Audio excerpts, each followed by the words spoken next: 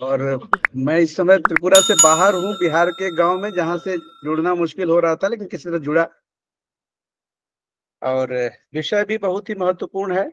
हिंदी की जो स्थिति है, भारत एकमात्र ऐसा देश है जिसकी 5 भाषाएं विश्व की 16 प्रमुख भाषाओं की सूची में शामिल है और 160 से भी अधिक देशों में बोली जाती है।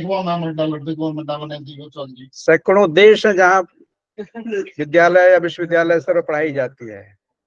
इसके बाद भी जब हम बात संयुक्त राष्ट्र संघ की करते हैं तो क्यों हम जाकर उन्हीं 6 भाषाओं पर रुक जाते हैं। मैंने 5 वर्षों तक विश्व हिंदी सचिवालय में काम किया। उसका उद्देश्य यही था कि विश्व हिंदी सचिवालय एक सशक्त मंच तैयार करेगा हिंदी को यूएन की भाषा बनाने के लिए।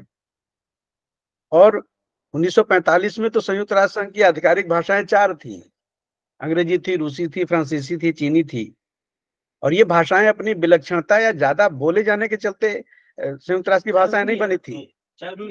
हाँ, ये विजेता महाशक्तियों की भाषा जरूर थी, लेकिन बाद में धीरे धीरे अरबी और स्पेनिश को शामिल किया गया और विश्व पटल पर हिंदी बोलने वालों की संख्या दूसरे स्थान पर होने के बावजूद उन दिनों संयुक्त राष्ट्र में शामिल नहीं किया गया। उसके अपने राजनीतिक मायने हो सकते हैं। जबकि आज की स्थिति यह है कि अगर दुनिया भर में हिंदी के बोलने वालों की संख्या देखें तो मंदारिन, जो दावा करते हैं कि सबसे अधिक मंदारिन बोली जाती है, उससे अधिक है। तो संख्या बल में हम अधिक हैं, लेकिन आने वाले दिनों में जो विश्व की जो राजनीति है, उसकी जो धुरी है और जो कूटनीति है, उस आधार पर भाषाएं तय होंगी कि संयुक्त राष्ट्र में कौन सी भाषा जाएगी। और भारत के पास यूएन में जाने की जो शर्तें थी कि कम से कम 192 देशों का समर्थन मिले, वो सारी चीजें हैं। भारत सशक्त है, वो पैसा देने की भी स्थिति में है।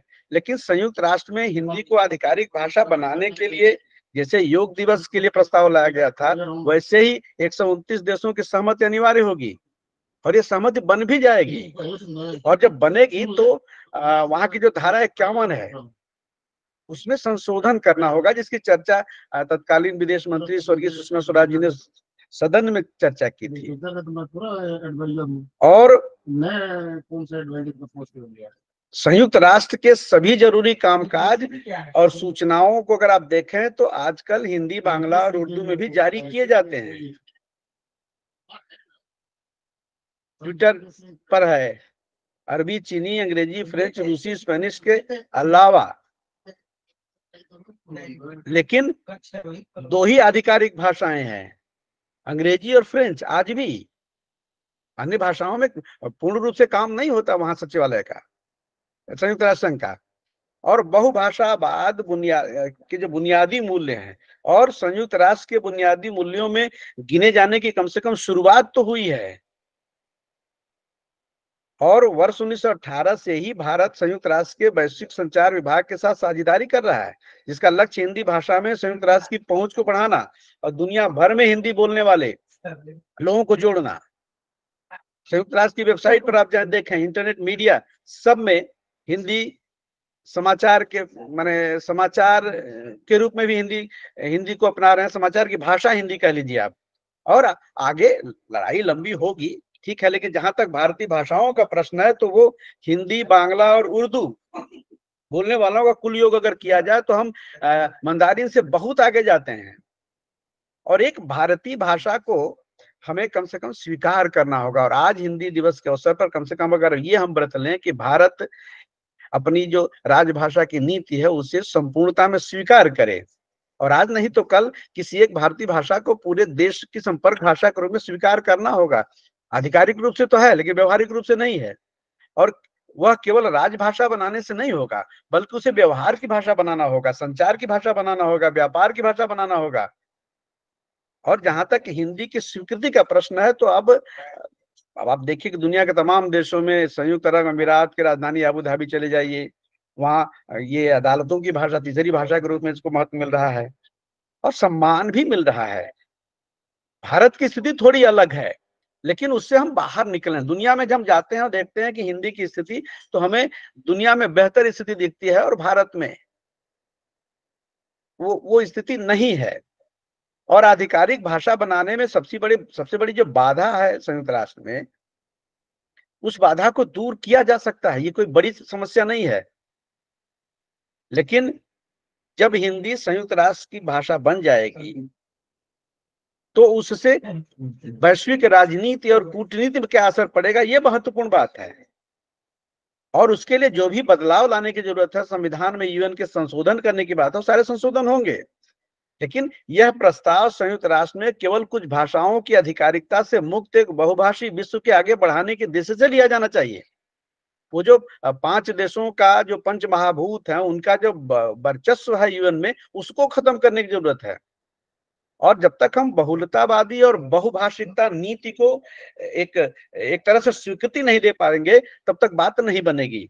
लेकिन हाँ, राष्ट्रीय शिक्षा नीति भारत में 2020 आई है और बहुभाषिकता को उसमें प्रश्रय दिया जा रहा है और इस दिशा में महत्वपूर्ण काम भी हो रहा है। दुनिया में तमाम संस्थाएं अपने अपने ढंग से हिंदी की जो संस्थाएं हैं काम कर रही हैं।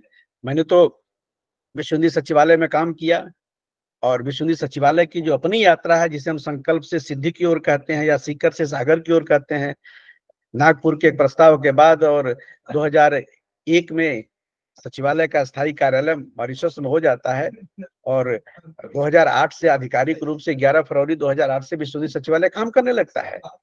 और हिंदी और विश्व हिंदी सचिवालय का सही अर्थों में भाग्योदय तो मैं मानता हूं 2015, जब इस देश के प्रधानमंत्री नरेंद्र मोदी मॉरिशस की यात्रा पर जाते हैं और वहां सही अर्थों में भूमि पूजन करते हैं और व्यंग्य में कहते हैं कि क्या ये काम भी मेरे लिए छोड़ा गया था। 2001 में भूमि पूजन हो चुका था। उन्होंने कहा कि अभी तय कर लीजिए कि इसका उद्घाटन कब होगा, कम से कम भवन इसका होना चाहिए। तो 14 वर्षों का इंतजार हिंदी और विश्व हिंदी सचिवालय दोनों के लिए किसी वनवास या फिर अज्ञातवास से कम नहीं था। और इसको लेकर के तो जो पूर्ववर्ती सरकारों की उदासीनता का सबसे बड़ा उदाहरण और क्या हो सकता है। लेकिन धीरे धीरे 2016 से 21 के बीच जब मैंने महासचिव के रूप में वहां पदभार ग्रहण किया या कार्य किया, तो सचिवालय के कामकाज में जो गुणवत्ता आई, जो सचिवालय विश्व स्तर पर देश जो हिंदी को अंतर्राष्ट्रीय भाषा के रूप में प्रोन्नत करना या संयुक्त राष्ट्र की आधिकारिक भाषा के रूप में मान्यता दिलाने के संकल्प के साथ एक सशक्त मंच प्रदान करना और अंतर्राष्ट्रीय भाषा के रूप में हिंदी का संवर्धन और विकास, साथ ही साथ भारतीय सभ्यता और संस्कृति का विस्तार करना, ये अभीष्ट है। और अगर इस अभीष्ट पर हम काम करते हैं तो वैश्विक स्तर पर हिंदी की तमाम गतिविधियों के बीच समन्वय स्थापित करना, सरकारी, स्वयंशासी या स्वयंसेवी संस्थाओं को रचनात्मक और अकादमिक सहयोग प्रदान करना, हिंदी शिक्षण प्रशिक्षण का दायरा बढ़ाना, परिमाण और गुणवत्ता बढ़ाने के लिए सतत सहयोग करना और अंतर्राष्ट्रीय स्तर पर हिंदी शिक्षण प्रशिक्षण का मार्ग प्रशस्त करने के लिए जो कारगर नीतियों की जरूरत है, उन नीतियों का निर्माण सचिवालय ने किया अपने पिछले 10-12 वर्षों की अवधि में। और उन कारगर नीतियों के निर्माण और स्तरीय प्रकाशन, सूचना तथा संचार तकनीकी के माध्यम से हिंदी से जुड़ी सूचनाओं को विश्व भर में प्रचारित और प्रसारित करने का जो महनीय कार्य किया गया, वो महत्वपूर्ण है। और जो किसी भी संस्था की अपनी एक सामर्थ्य होती है, उसकी एक सीमा होती है। तो सचिवालय नियमित रूप से विश्व हिंदी दिवस, आधिकारिक कार्यान्वयन दिवस, तमाम अकादमिक और सांस्कृतिक कार्यक्रमों को करता रहा है। हमारे आदरणीय शर्मा जी बैठे हुए, आनंद बर्धन जी, ये जाके देख चुके हैं वहां की गतिविधियों को। और धीरे धीरे जैसे जैसे हम विश्व में अपनी दखल या अपनी दक्षता बढ़ाते जाएंगे, हमें लगता है कि आने वाले दिनों में हिंदी की जो वैश्विक यात्रा है और आगे बढ़ेगी। और अवसर और चुनौतियां दोनों समानांतर चलती हैं और इतिहास इस बात का साक्षी रहा है कि ज्ञान पर जिस भाषा का अधिकार रहा, उसी का विश्व व्यवस्था पर वर्चस्व भी रहा है। आज हम सूचना और प्रौद्योगिकी से संचालित ज्ञान की सदी में जी रहे हैं, जिसमें ज्ञान की वैकल्पिक भाषा के रूप में हिंदी ने अपनी दावेदारी पेश की है। और आज हिंदी संसार की समृद्ध भाषाओं में एक है। चाहे बात हम विचार की करें, संचार की करें, व्यवहार की करें, विस्तार की करें, हर जगह इसकी स्थिति काबिले तारीफ है। लेकिन जब हम मुड़कर के भारत में देखते हैं तो लगता है कि नहीं, अभी बहुत कुछ किए जाने की जरूरत है। और चिंतन और अनुसंधान के लिए जो निज भाषा की बात होती है, और निश्चित रूप से एक ही विकल्प है, तो जो भारतीय भाषाओं की बात 2020 राष्ट्रीय शिक्षा नीति में की गई है, निश्चित रूप से ये जो भारत की हिंदी की सहोदरा भाषाएं हैं, 22 संवैधानिक दर्जा प्राप्त और तमाम बोलियां हैं, उनसे हिंदी पुष्ट होगी, समृद्ध होगी और नेतृत्व करेगी। जैसे सहोदरा भगिनी में जो बड़ी होती है वो नेतृत्व करती है। लेकिन सवाल यह है कि क्या हम सत्ता के शीर्ष पर सदियों से आसीन जो तथाकथित जो विश्व भाषा है, जो अब तक हमारी अस्मिता पर हावी है, उससे क्या मुक्त हो पाए हैं? लेकिन धीरे धीरे उस खुमार से हमें बाहर निकलना होगा। और दुनिया के बहुसंख्यक देश जब अपनी भाषा के बलबूते ज्ञान विज्ञान और प्रौद्योगिकी में सर्वश्रेष्ठ प्रदर्शन कर रहे हो, तब उदात्त भारतीय सांस्कृतिक एवं भाषाई विरासत वाली हिंदी अपनी चेतना और प्रतिबद्धता और स्वाभिमान के साथ अपनी क्षमता क्यों न सिद्ध करे।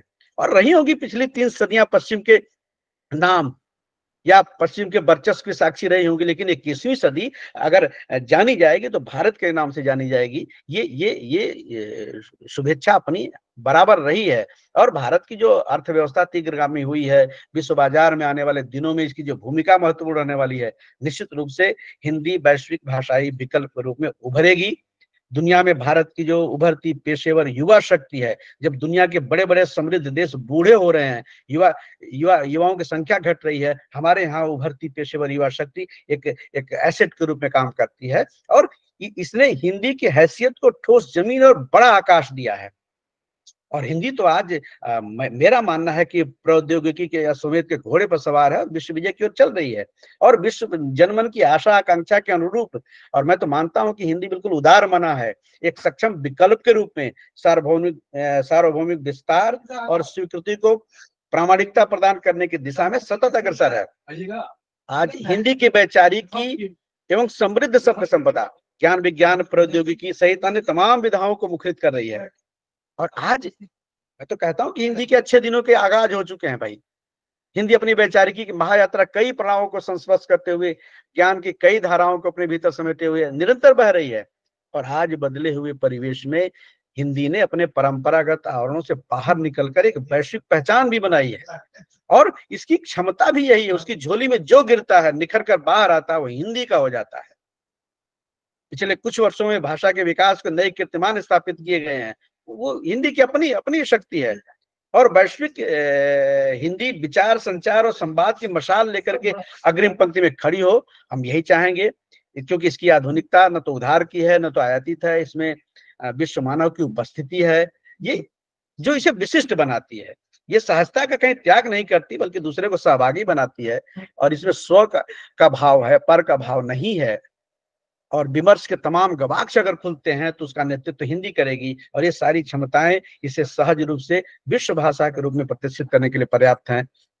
आज हम अपने संख्या बल के सहारे बाजार में हमारी उपस्थिति है, सूचना क्रांति की आंधी चल रही है, वही भाषाएं टिकेंगी जो भाषाएं इस तकनीकी क्रांति में अपने को बचा करके रखेंगी। वो है ना कि अब हवाएं ही करेंगी रोशनी का फैसला, जिस दिए में तेल होगा वही दिया रह जाएगा। तो अगर भाषाएं समृद्ध हैं, तकनीकी रूप से दक्ष हैं और हिंदी इसमें सहज रूप से आत्मसात करना और सब चीजों को स्वीकार करना और तकनीक से अपने को जोड़ना, इसमें सक्षम है। और प्रौद्योगिकी प्रदित यांत्रिकी के सहारे बिल्कुल सहज हो जाती है। और मुझे तो लगता है कि इसका एक भविष्य, हिंदी का भविष्य उज्जवल है। और एक सफल भाषा की उपस्थिति ये 26 अक्षरों वाली भाषा सुनिश्चित नहीं कर सकती, उसका भाग्य 26 अक्षरों वाली भाषा नहीं लिख सकती। हिंदी की अपनी गौरव और गरिमा से परिपूर्ण मेधा है, वो किसी भाषा का मोहताज नहीं है, कभी नहीं थी। और भारतीय बौद्धिकता की महनी परंपरा से युक्त हिंदी अभिव्यक्ति का माध्यम बनी हुई है। पूरी दुनिया में रचना और विमर्श दोनों मोर्चों पर अपने लोक आधार से संपृक्त है और लोक चेतना व देश चिंतन में भी ये बहुत आगे है। और यह सांस्कृतिक कर्तव्यबोध की भाषा बनने और स्वयं एक संस्कृति बनने की राह पर काफी आगे निकल चुकी है। जब कोई भाषा स्वयं संस्कृति बनती है तो महत्वपूर्ण बात यह हो जाती है कि क्योंकि संस्कृति अगर किसी देश की मजबूत है तो निश्चित रूप से उसके पीछे जो भाषाएं खड़ी हैं, जो सहोदरा भाषाएं हैं, जो कदम से कदम मिलाकर भारतीयता का परचम वैश्विक स्तर पर लहराने को तैयार हैं। और धीरे धीरे जो हिंदी की संतानें हैं वो आगे आएंगी और अपनी ताकत से इसे महिमा मंडित करेंगी। ये रोटी रोजगार और माध्यम की भाषा बनेंगी। और इनकी उपस्थिति, धारदार उपस्थिति, सृजनशीलता और साथ साथ रोजगार लेकिन इतना जरूर मैं कहूंगा कि संस्कृत निरपेक्ष हिंदी समय के शाश्वत मानदंड पर खरी नहीं उतर सकती। संस्कृत निरपेक्ष भाषा में जीना, उसके स्पंदन को महसूस करना, ये तभी संभव है जब वो निर्धारित मानदंडों पर अपनी विश्वसनीयता कायम रख सके।